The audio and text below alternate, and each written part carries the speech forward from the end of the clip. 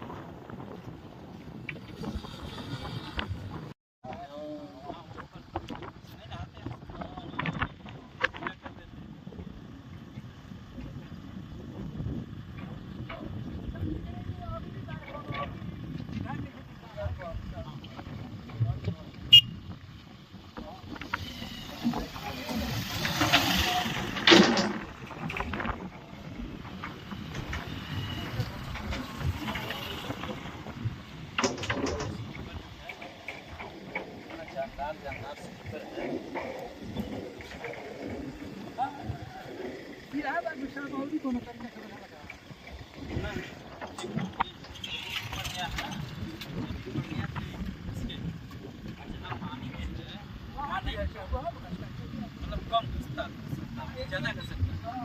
अच्छा कम